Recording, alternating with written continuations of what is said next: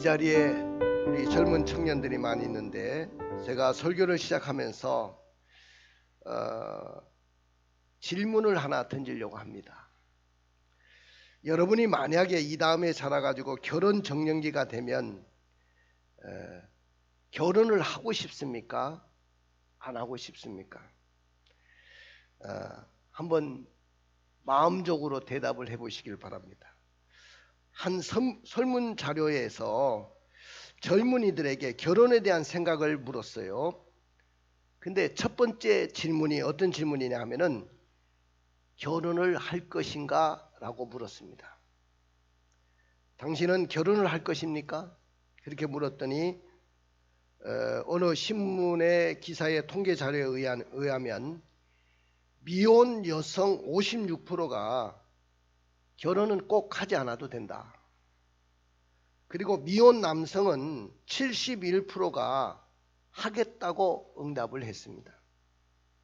두 번째 질문을 던졌는데 인생에서 가장 중요한 것이 뭐라고 생각합니까? 라고 물었습니다. 결혼이라고 말한 미혼 남성은 94%입니다. 근데 여성은 남성의 절반도 안 되는 9.4%가 결혼이 미혼 남성의 그 가장 중요한 것이라고 생각했고요. 여성은 남성의 절반도 안 되는 4.1%밖에 결혼이 인생에서 가장 중요한 것이라고 생각을 했습니다. 세 번째 질문은 그렇다면 왜 결혼을 하려고 합니까? 라고 물었어요. 근데 남자는 사랑하니까 또 정서적으로 안정이 되니까 결혼한다는 이제 통계 자료가 57.5%가 나왔고요. 두 번째, 경제생활에 안정을 가져다 줄 것이기 때문에 결혼을 한다고 하는 사람이 16.3%, 또 기타는 사회적 의무, 본능, 종족 보존을 위해서 결혼한다. 그렇게 남자들은 이야기했습니다. 근데 여자들은 사랑하니까 정서적으로 안정이 되니까 결혼한다는 것이 63%죠. 남자보다 조금 높습니다. 또 경제생활의 안정을 위해서 결혼한다 21%고 또 본능, 사회적인 의무 등을 이야기한 것은 기타입니다. 자, 이렇게 보니까 이 결혼에 대해서 결혼의 생각과 동기가 남녀 간에 현격한 차이가 있음을 우리가 보게 되죠. 여러분들 흔히들 결혼을 뭐라고 하냐면은 모험이라고 이야기합니다. 정말 결혼이란 너무나도 중요한 것이며 가장 중대한 인생의 결정이기도 한 것이 결혼입니다. 인간에게는 가장 중요한 세 가지 결정이 있는데 그 첫째가 바로 누구와 일생을 살 것인가 이겁니다. 누구와 일생을 살아갈 것인가. 즉 결혼 배우자를 결정하는 그런 일을 말합니다. 두 번째는 무엇을 하며 살 것인가. 직업의 선택의 문제죠. 전공 분야, 직업을 내가 어떻게 결정할 것이냐 하는 이야기입니다. 세 번째는 영혼을 어디서 보낼 것인가. 다시 말하면 우리의 창조주시고 구세주이신 예수 그리스도에 대한 결정이죠. 근데 여러분들 내 짝을 선택하는 일에는 다 자유가 있어요. 자유하지만은 그 선택이 잘 되어서 행복을 가져다 줄지는 아무도 모른다는 거예요. 행복을 꿈꾸면서 많은 젊은이들이 웨딩 마치에 맞추어 가지고 예식장을 나선다고 해가지고 무조건 결혼이 다 행복을 가져다 준다. 그렇게 생각하지는 않습니다. 시인 하이네라는 사람이 이런 이야기를 했어요. 결혼 행진곡은 딴딴딴 하면서 막 처음에 그 뭐 행진곡처럼 그렇게 웨딩 마치에 맞춰서 행진을 하지 않습니까? 그걸 보면서 결혼 행진곡은 싸움터로 향하는 병사의 행진곡을 언제나 연상케 한다. 그런 말을 했어요. 여러분들 결혼 생활을 행복으로 이끌기 위해서는 마치 군인이 전투하는 노력과 같은 노력이 필요하다는 거예요. 여러분, 결혼 생활은 그냥 이루어지는 게 아닙니다. 저도 한 35년 동안 결혼 생활을 하지만은 굉장히 노력을 합니다. 많은 목사님들이 저한테 그래요. 젊었을 때는 정말로 열정적이고 물불을 가리지 않는 그런 분이었는데 요새 사모님 대하는 거 보니까 너무 잘하시는 것 같다. 내가 너무 나를 칭찬하는 겁니까? 내가 칭찬하는 게 아니고 다른 사람들이 그렇게 이야기를 합니다. 우리 목사님이 너무 많이 변하셨다. 사모님을 대하는 것이 너무 많이 변했다. 그렇게 이야기합니다. 그래서 난 속으로 늙음하게 그래도 밥이라도 얻어먹고 살려면 잘해야 되지 않겠나 그런 생각을 합니다마는 제가 오래전에 우리 교회를 시작할 때 가정사역을 시작했었어요. 그때 가정사역을 하면서 굉장히 내가 많이 깨달았어요. 결혼이라는 것은 노력이 필요하구나. 남편으로서 아내를 사랑하는 노력이 필요하고 아내는 또 남편에게 복종하는 그런 노력이 필요하구나. 그래야 행복한 결혼 생활이 되겠구나. 이것을 이제 그때 많이 깨달았어요. 그때부터 조금씩 변하면서 이제 이 나이에 오니까 참 새삼 이제 부부밖에 없어. 결국 남는 것은 부부가 함께 하는 건데 자식은 벌써 군대 갔다 오니까 독립선언을 하고 독립을 했고 이제 멀지 않아 가정을 이루어서 자기 자신도 가정을 부양할 책임을 갖게 되는데 이제는 남는 것은 부부밖에 없지 않습니까? 그렇기 때문에 참 부부는 참 소중하다. 그 생각을 하고 살아가고 있습니다. 여러분은 어떤 사람을 만나고 싶습니까? 어떤 청년들은 어떤 사람을 만나고 싶으냐고 물으면 저는 얼굴이 예쁜 남자 여자를 만나고 싶다고 그렇게 이야기를 합니다. 어떤 청년은 돈 많은 남자와 여자를 만나고 싶다고 이야기를 합니다. 또 어떤 청년은 공부를 많이 한 남성이나 여성을 내가 배우자로 선택하고 싶다고 이야기합니다. 그런데 요즘 들어가지고 요새 젊은이들이 참 불쌍하다 그런 생각이 돼요. 옛날에는 없이 살았던 시대에도 결혼은 무조건 하는 줄 알았어요. 제가 나이 정년기가 되면 결혼을 하는 줄 알았어요. 저도 28에 결혼을 했거든요. 당연히 결혼하는 줄 알았어요. 지금처럼 우리 젊은이들이 결혼을 하지 않고 결혼을 포기하지는 않았단 말이죠. 없이 살던 시대에도. 근데 요즘 젊은이들 보니까 제가 젊은이들을 가만히 이제 보면 왜 결혼을 하지 않으려고 할까 보면 참 불쌍하다 그런 생각이 드는 거죠. 왜냐하면은 이 결혼이라는 것은 사실 취업이 먼저 돼야 돼요. 근데 대학을 졸업하고 그 경쟁을 물리치고 좋은 대학을 나와도 직장 내에 들어갈 수가 없어요. 그래서 취업을 포기하는 시대가 됐어요. 취업이 포기되니까 반반한 그런 직장이 있어야 연애도 하죠. 또 돈이 있어야 또 연애도 하지 않습니까? 그러다 보니까 연애도 포기합니다. 연애를 포기하다 보니까 결혼도 자동적으로 포기하게 되고요. 또 결혼을 포기하게 되니까 출산을 포기하게 됩니다. 아기를 낳지를 않는 거죠. 지금 우리나라는 현격하게 인구가 줄고 있습니다. 엄청나게 노령화 시대로 접어들고 있어요. 지금 여러분들 집값이 굉장히 올랐죠. 앞으로는 집 걱정 안 해도 됩니다. 저렇게 많은 아파트들 아마 텅텅 빌 가능성들이 많습니다. 노령 시대가 가버리면 그 많은 집들 인구가 이렇게 줄었는데 우리도 일본의 전철을 밟지 말라는 법이 없습니다. 일본도 그냥 갑자기 그렇게 노령화 시대가 되면서 저렇게 어려움을 겪고 있는 거죠. 우리나라도 그럴 가능성이 있다는 거죠. 자, 그래서 결혼을 포기하니까 주택을 포기합니다. 그래서 오포 시대라 그렇게 이야기합니다. 취업을 포기하고 연애를 포기하고 출산을 포기하고 결혼을 포기하고 출산을 포기하고 주택을 포기하는 그런 시대가 됐어요. 그럼 결혼 제도는 누가 만들었을까요? 여러분들 그걸 먼저 알아야 되지 않겠습니까? 결혼을 하고 안 하고는 여러분의 결정이 아닙니다. 왜냐하면 결혼은 하나님의 아이디어였고 하나님이 그 결혼 제도를 설계하셨어요.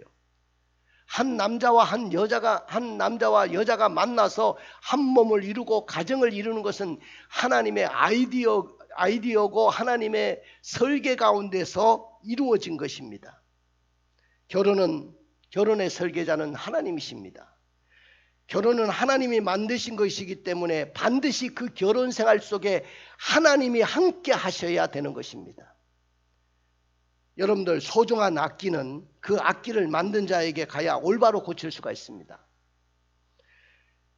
결혼에 하나님이 계시지 않는다면 그 행복이 아니라 결혼은 두려움이 될 수도 있는 것입니다.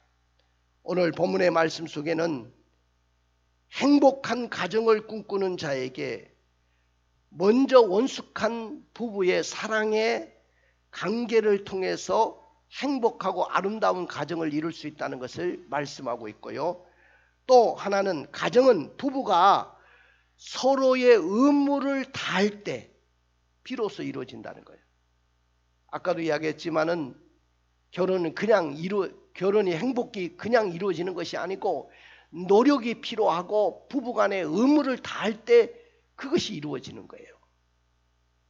우리 젊은이들이 결혼은 쉽게 하지만은 결혼 생활 속에 막상 들어갔을 때 내가 남편으로서의 의무, 부양의 책임이라든지 아내를 사랑해야 될 의무라든지 자녀를 양육해야 될 책임이라든지 이런 것들을 감당하지 않겠다고 한다면 그건 결혼을 너무 쉽게 생각하는 거죠.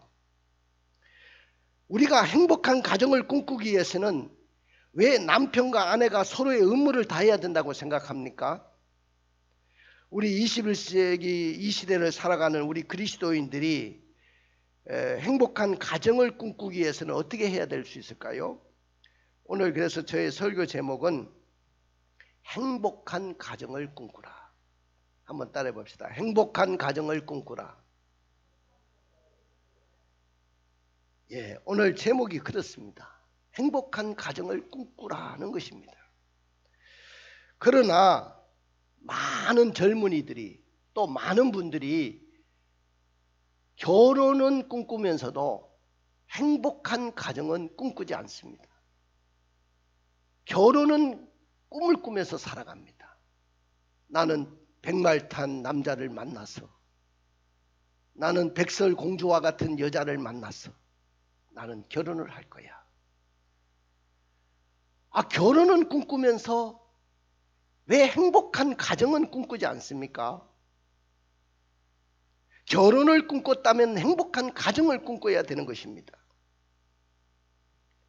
그러면 왜 결혼을 꿈꾸면서 행복한 가정을 꿈꾸지 않는 것일까요? 그것은 너무 세상 것에 취해서 살아가기 때문에 그렇습니다. 오늘날 많은 젊은이들이 너무 세상 것에 취해서 살아가요.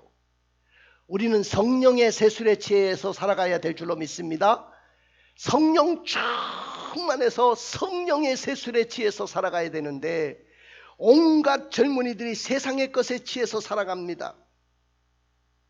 결혼을 앞두고 있는 젊은 청년들이 지금 무엇에 취해 있습니까? 어떤 청년들은 술에 취해서 살아갑니다. 어떤 사람들은 돈에 취해서 살아갑니다. 나는 돈만 좀 벌었으면 좋겠다. 어떤 사람은 권력에 취해서 살아갑니다. 어떤 젊은이들은 인기에 취해서 살아갑니다. 그래서 결혼하는 것도 잊어버리고 살아갑니다. 어떤 청년들은 다른 오락거리에 취해서 살아갑니다. 아니면 이성에 취해서 살아가고 세상의 재미에 취해서 살아갑니다. 나는 성도들과 젊은 청년들이 세상에 살면서 치열한 경쟁 사회 속에서 살면서 자신을 위한 때로는 보상이 필요하다. 젊은이들 그렇잖아요. 너 이기봉 너무 세상에서 고생했어. 오늘만큼은 내가 너를 보상해 줄 거야. 그러면서 저 산이나 들로 바다로 나가고 또 세상의 어떤 육신의 그 기쁨을 얻기 위해서 이렇게 살아가는 그런 경우들이 많거든요. 삶의 여유를 즐기지 말라는 것이 아닙니다. 그것을 내가 탓할 생각은 전혀 없습니다. 그러나 이것이 세상에 사는 모든 재미들이 탐닉거리가 돼서는 안 된다는 거예요. 그리고 취할 정도로 그렇게 살아가서는 안 된다는 것입니다. 우리는 성령 충만한 삶을 살아내야 되는 사람들이잖아요. 믿음으로 살아내야 될 사람들입니다. 그렇기 때문에 내가 너무 세상 것을 탐닉하다 보면 믿음으로 살아갈 공간이 없어요. 내가 신앙생활을 해야 되는데 열심히 믿음의 생활을 이 젊은 날에 해야 되는데 그 신앙생활할 공간이 없어집니다. 왜? 온통 나의 삶 속에는 세상 것에 취해서 살아가기 때문에 그렇습니다. 결혼 생활도 결혼은 꿈꾸지만은 행복한 가정을 꿈꾸지 못하는 이유도 뭐냐면은 행복한 가정을 꿈꾸는 사람은 절대로 세상의 것에 취해서 살지 않습니다. 결혼 생활을 한 사람은 절대로 세상의 것에 너무 취해서도 안 돼요. 난 젊은 사람들이 남자들은 굉장히 자동차에 관심을 많이 가져요.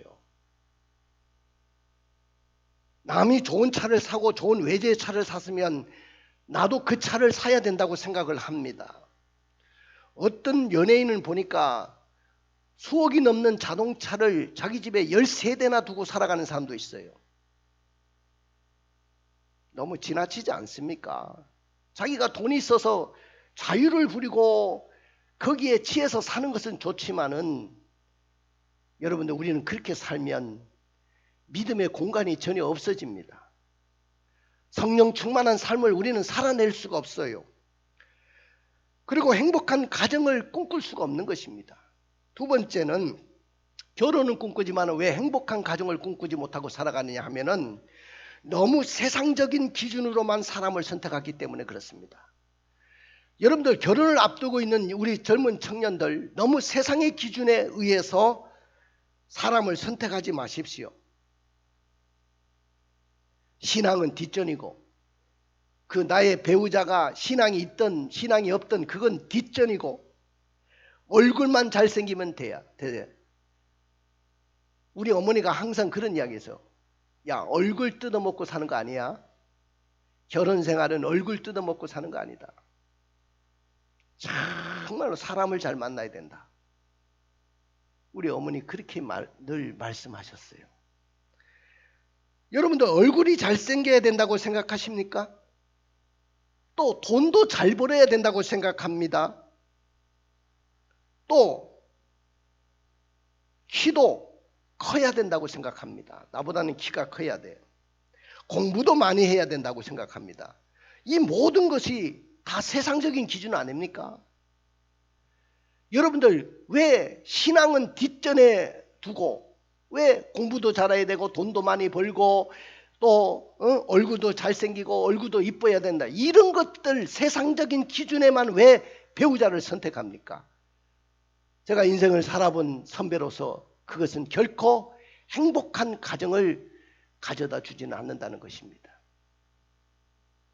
나의 결혼 상대자가 못생겼어도 나의 결혼 상대자가 세상적인 스펙이 좀 부족하더라도 믿음의 사람이고 그 사람이 성령 충만한 사람이고 그 사람이 사명적인 사람이라고 한다면 그 사람을 선택해야 되는 거 아닙니까?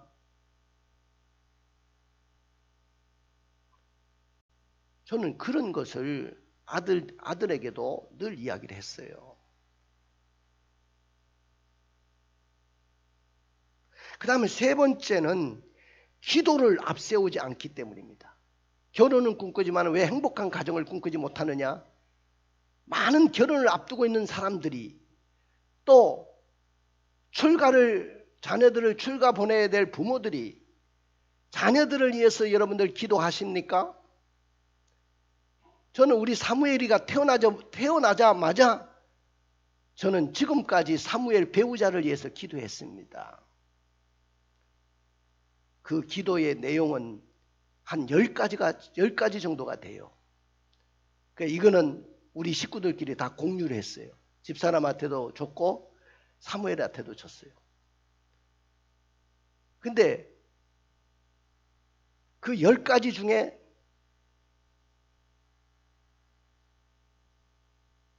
뭐 좀 부족한 것들이 있지만은 그러나 지금 만난 아이를 보니까 거의 맞았어요.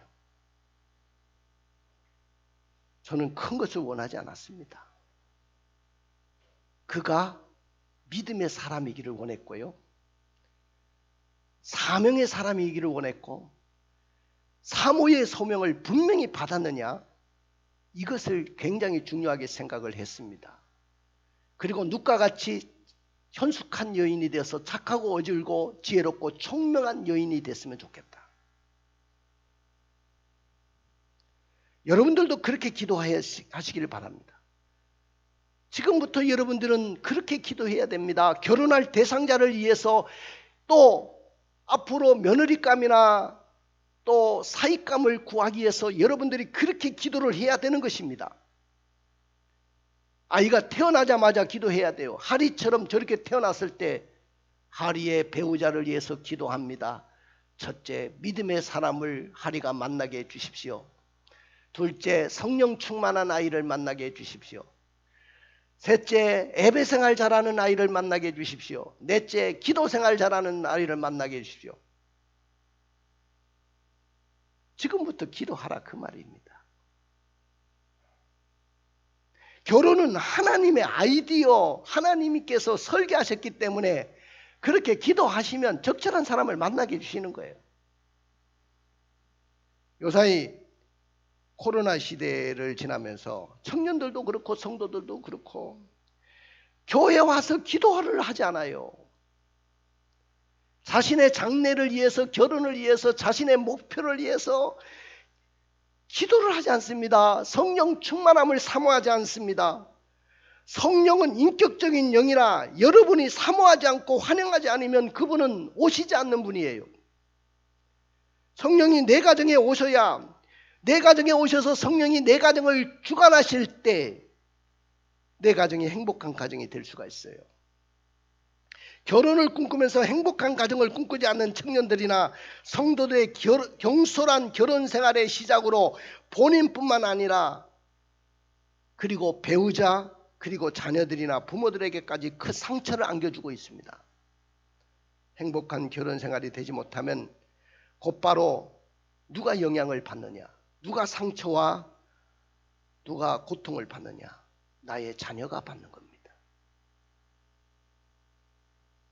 행복한 결혼 생활을 위해서 아내와 남편이 서로 간의 의무와 책임과 노력을 하지 못한다면 정말 가정은 천국이 아니라 지옥이 될 수도 있어요. 여러분들, 가정이 어떻게 지옥이 될 수가 있겠습니까? 행복을 꿈꾸며 결혼한 그 결혼이 왜 지옥이 됩니까? 그것은 남편과 아내가 행복한 결혼을 위해서 노력하지 않고 기도하지 않고 자신의 그 서로 간의 의무와 책임을 다하지 않기 때문에 그렇게 되는 거예요. 세상의 비그리스도인들은, 교회를 다니고 있는 그리스도인들이 자신과 다른 결혼 생활을 해야 된다고 생각하고 있어요. 그래서 그들은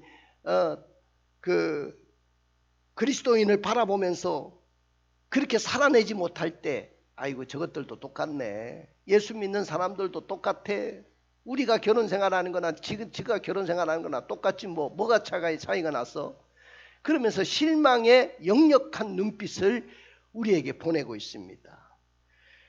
결혼을 꿈꾸면서 행복한 가정을 꿈꾸지 않는 그리스도인들의 그 독백을 한번 들어보십시오. 하나님, 솔직히 고백합니다. 저는 결혼을 꿈꾸고 살아왔지만은 행복한 가정을 꿈꾸고 살지는 못했습니다. 막상 결혼을 해보니까 연애 때와는 너무 다르네요. 저 남자가 정말 연애 때 내가 만났던 남자인가요? 저 여자가 연애 때 만났던 그 사랑했던 여자입니까? 실망과 상처뿐입니다.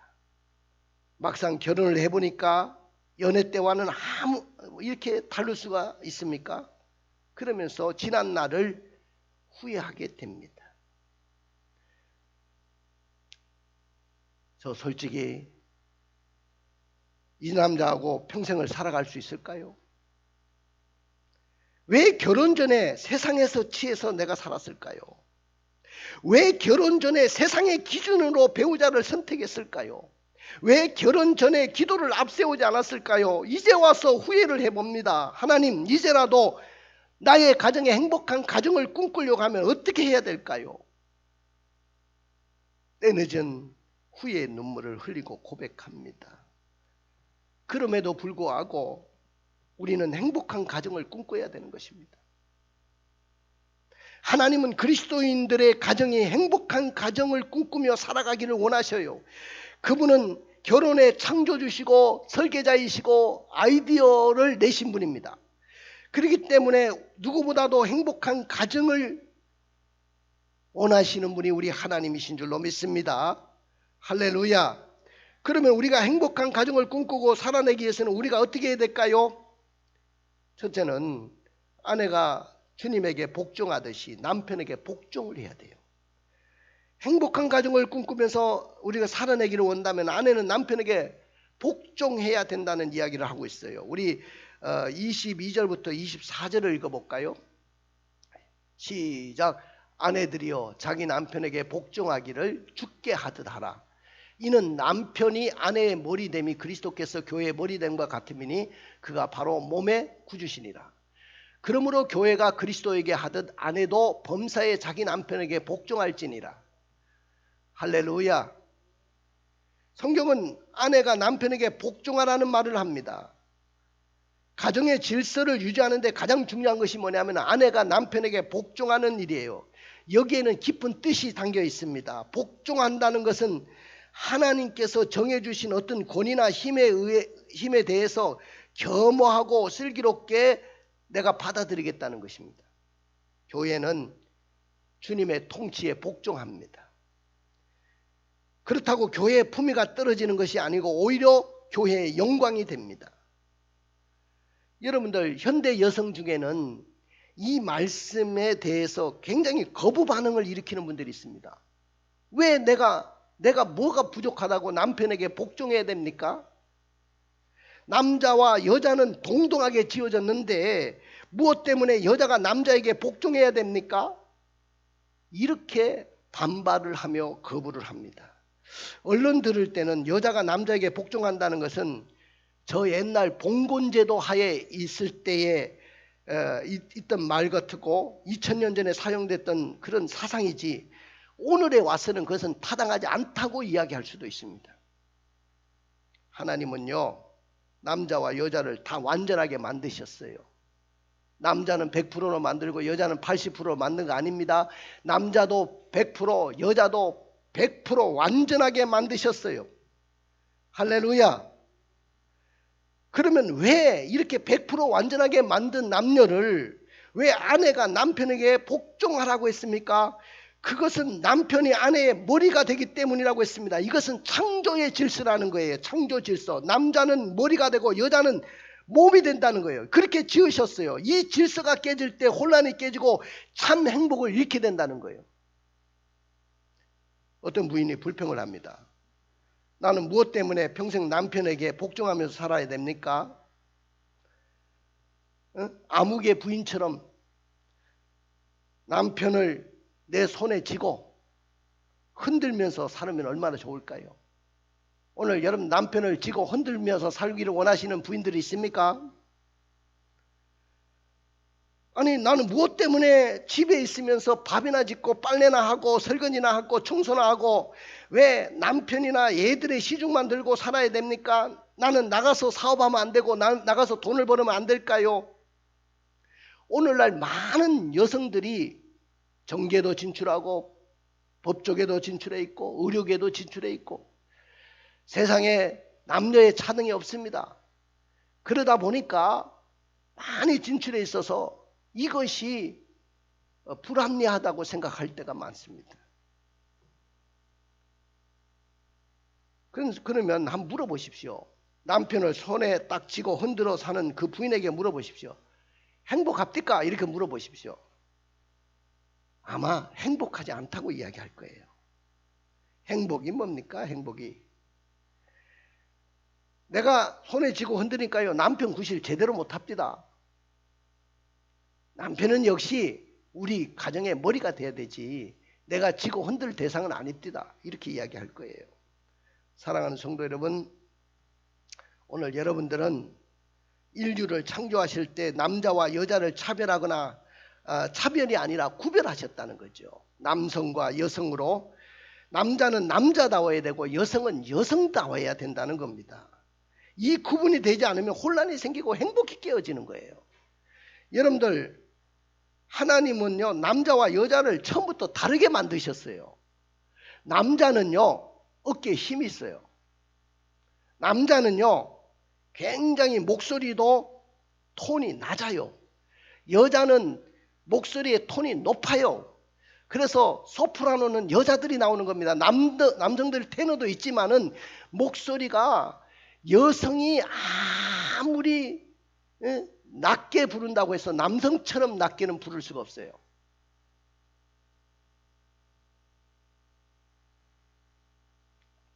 그렇기 때문에 남자와 여자는 처음부터 이렇게 다르게 창조하셨다는 거예요.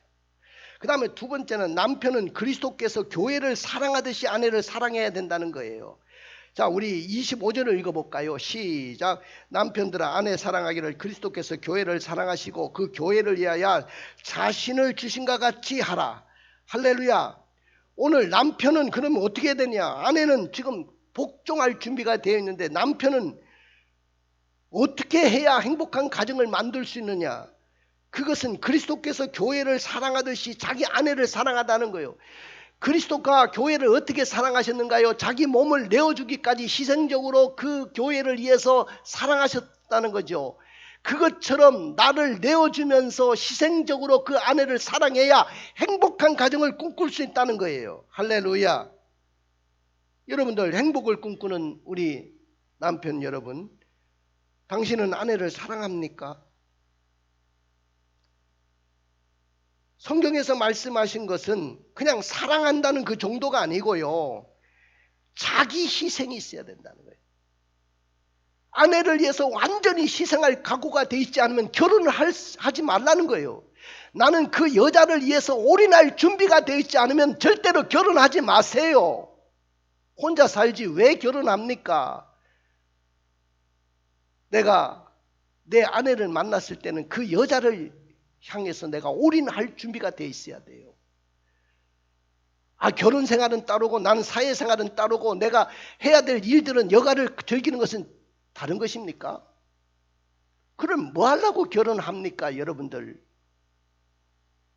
남편은 가족을 부양할 책임이 있어요. 남자는 강인하고 튼튼한 어깨를 하나님께로부터 받았어요.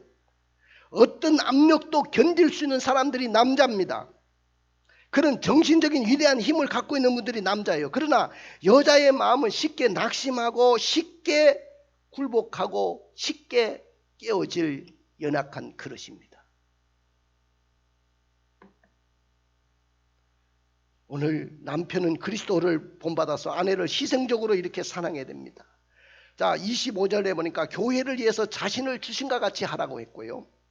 그 다음에 26절에 보니까 이는 물로 씻어 말씀을 깨끗게 하사 거룩하게 하셨다. 그리스도가 교회를 깨끗하고 거룩하게 하는 것처럼 남편은 바로 아내를 이렇게 깨끗하게 하고 거룩하게 하는 그런 사명이, 아내가 좀 부족하더라도 그렇게 가정을 이끌 책임이 있다는 거죠. 그 다음에 27절에는 보니까 자기 앞에 영광스러운 교회를 세우사 티나 주름 잡힌 것이나 이런 것들이 없이 거룩하고 흠이 없게 하려 합니다. 할렐루야. 여러분들, 교회가 부족하고 형편없고 마음에 들지 않아도 예수님은 그 교회를 사랑하셔요. 우리가 아직 죄인 되었을 때 우리를 사랑하셨어요. 그리스도께서 교회를 영광스럽고 아름다워서 그렇게 하신 것이 아니고 영광스럽고 아름답게 만들기 위해서 그 교회를 사랑하신 거예요. 마찬가지로 아내에 대한 남편의 사랑도 이와 같이 돼야 된다는 거예요. 아내는 처음 사랑할 때와 달리 세월의 흐름에 따라서 점차 부족한 면들이 보여집니다. 얼굴도 탱탱하던 그 얼굴이 처지기 시작하고, 이쁘던 얼굴도 옛날 그 얼굴이 아닐 수도 있고요. 옛날 총명하던 그 여인이 왜 이렇게 자꾸 기억력도 상실하고 자꾸 부족한 면이 자꾸 보입니까? 부족하지만은 남편은 아내를 사랑해야 돼요. 완벽해서 아내를 사랑하는 거 아니에요. 음탕한 고멜과 같은 여인일지라도 우리는 사랑하고 신부로 맞이해야 되는 것입니다. 그 다음에 세 번째는 부부는 서로 영적인 유익을 위해서 사랑해야 돼요. 자, 여러분들 28절의 말씀을 읽어볼까요? 이와 같이 남편들도 자기 아내 사랑하기를 자기 자신과 같이 할지니 자기 아내를 사랑하는 자는 자기를 사랑하는 것이니라. 아내를 사랑하는 것이 곧 자기를 사랑하는 것이래요. 여러분들 자기를 사랑하는 것처럼 아내를 좀 사랑하면 안 됩니까? 내 몸이 아프면 병원에 그냥 곧장 가서 내 몸을 돌보는 것처럼 아내가 아프면 그거 좀 돌봐주면 안 됩니까? 여러분들 그거 안 하고 결혼생활 하겠다? 그거 안 하고 행복한 가정을 꿈꾼다? 말도 안 되는 거지 아니겠습니까? 어느 누구도 자기 몸은 미워하지 않는답니다. 29절에 누구든지 언제나 자기 육체를 미워하지 않고 오직 양육하고 보호하기를 그리스도께서 교회에 한과 같이 하나니. 사람이 자기 몸을 아끼고 보살피듯이 바로 아내를 그렇게 사랑하고 돌봐야 된다는 겁니다. 교회가 그리스도의 몸이듯이 아내도 남편의 몸이라는 사실을 아셔야 됩니다. 저는 사랑에는 의지가 필요하다고 생각합니다. 사람들은 무슨 기분이나 분위기, 요즘 흔히 말하는 것처럼 필이 와야 된다. 필이. 우리 아들이 그러더라고. 필이 와야 된다. 근데 느낌을 말하는데 필. 여러분들 심지어 결혼을 이렇게 사회학적으로만 생각하는 사람들이 많아요. 청결해서 사랑하는 것이 아닙니다. 사랑하기에 정결하게 만드는 것입니다. 아름다워서 사랑하는 것이 아닙니다. 사랑함으로 아름답게 만드는 것입니다. 또 사랑에는 무한한 인내가 필요한 거예요. 계속 상대방을 위해서 인내하고 참아주고 기다릴 줄 알아야 돼요. 이거 안 되면 결혼생활 못하는 거예요. 어떤 남자, 연예인 남자는 집안에 먼지 하나 있는 걸 원치 않는 거예요. 막 세면기부터 시작해서 막 아주 막 그냥 바닥이 깨끗한데 아내는 집에 들어오자마자 막 컴을 벗듯이 벗고 옷을 벗어 제끼고 온 살림살이를 다 늘어놓고 난리칩니다.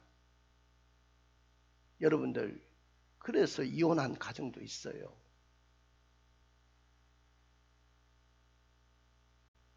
그러나 그럼에도 불구하고 내가 좀 그런 거 커버해주면 안 됩니까? 그 여성이 그렇게 살아왔는데 어떡하겠어요? 당장 결혼생활 한다고 그게 고쳐지겠습니까? 마지막입니다. 결혼을 통해서 체험할 수 있는 친밀함과 연합의 신비함을 배워야 됩니다. 여러분들 결혼은 두 육체의 연합이라는 거 아시죠? 창세기에도 말씀했는데 31절 읽어볼까요? 그러므로 사람이 부모를 떠나 그 아내와 합하여 한 육체가 될지니라.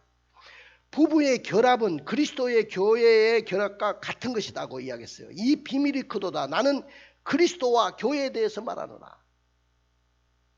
또 결혼은 상호간의 사랑과 존경을 필요로 합니다. 그러나 너희도 각각 자기 아내 사랑하기를 자신과 같이 하고 아내도 자기 남편을 존경하라고 이야기했어요. 우리는 결혼함으로 육체적으로도 하나가 되고 정신적으로도 하나가 되고 영적으로도 하나가 되고 한 몸을 이루는 겁니다. 하나님이 그렇게 짝지어 주실 겁니다. 한번 따라해 봅시다. 가정은 행복해야 됩니다. 가정은 어떻게 돼요? 행복해야 돼요. 가정은 아내가 주님에게 복종하듯이 남편에게 복종해야 행복합니다. 가정은 남편은 그리스도께서 교회를 사랑하듯이 아내를 사랑해야 행복해집니다. 가정은 부부는 서로 영적인 유익을 위해서 사랑해야 행복해지는 거죠. 가정은 결혼을 통해서 체험할 수 있는 친밀함과 연합의 신비함이 있어야 행복해지는 겁니다. 만약에 세상 것에 취하고 세상적인 기준으로 배우자를 선택하고 기도를 앞세우지 않고 배우자를 선택한 결혼 생활이라고 한다면 행복한 가정을 세우기보다는 불행한 결혼 생활이 시작이 될 것이고 부모님이나 자녀들이 상처와 아픔을 겪게 될 것입니다. 그러므로 가정은 행복해야 됩니다. 할렐루야. 그러면 가정이 행복하는 자에게 어떤 복이 있어요? 부부가 오래오래 해로하게 돼요. 나는 할머니 할아버지가 끝까지 해로하면서 검은 머리가 팥불이 되도록 같이 사는 그 모습이 너무 아름다워요. 나는 여러분들이 그렇게 살아내기를 원합니다. 그리고 경건한 자손들이 나오게 돼요. 이런 행복한 가정에서 경건한 자손들이 나와요. 자식들이 다 그렇게 나옵니다. 붕어빵이라는 말이 있잖아요. 믿음의 가정에서 믿음의 자녀가 나오는 거예요. 경건한 사람에게 경건한 자손들이 나오게 되는 것입니다. 그리고 이렇게 가정이 행복해야 교회도 아름답고 사회가 아름답고 국가도 아름다워지는 거예요. 그리고 자손만대에 축복이 흘러가게 될 것입니다. 가슴에 손을 얹어 보십시오. 오늘 말씀 잘 들으시고 설교를 잘 들으셨죠? 여러분들이 눈을 감아 보십시오. 행복한 가정을 꿈꾸십니까? 왜 결혼은 꿈꾸면서 행복한 가정을 꿈꾸고 결혼하지 않습니까? 여러분들 행복한 가정을 꿈꾼다면 다음과 같이 결단하십시오. 하루에 10분이라도 부부가 진지한 대화를 좀 나누세요. 밥 먹자, 자자 이런 거 하지 말고 좀 진지하게 커피 마시면서 좀 말 좀 하세요. 여자는 말하는 재미로 산다는 말도 있어요. 아내들은 남편에게 말함으로 긴장을 해소합니다. 남편은 결과만 듣고 싶어 하지 아내처럼 그렇게 하진 않지만은 아내는 그렇지 않습니다. 둘째는 아내를 향해서 부드러운 보살핌을 실천하시기 원합니다. 당신은 너무 아름답다. 당신은 너무 사랑스럽다 하면서 스킨십을 좀 하십시오. 그 다음에 가장 최우선이 되는 우선순위를 삶에 두고 사십시오. 저도 목회자고 중직자로 살아가는 우리 집사님들, 권사님들 계시는데 교회를 앞세우다 보니까 가정을 희생시킬 때가 많아요. 가정을 우선으로 할 수 있기를 원합니다. 그리고 특별한 결혼기념일, 특별한 날 결혼기념일, 또 약혼한 날, 또 배우자의 생일, 좀 서프라이즈 이벤트를 좀 하십시오. 그래야 여자는 행복합니다. 꽃다발이라도 준비해서 결혼기념일 날 한번 아내에게 안겨줘 보십시오. 이런 특별한 계획이 여러분들에게 필요하다는 것을 아시기 바랍니다.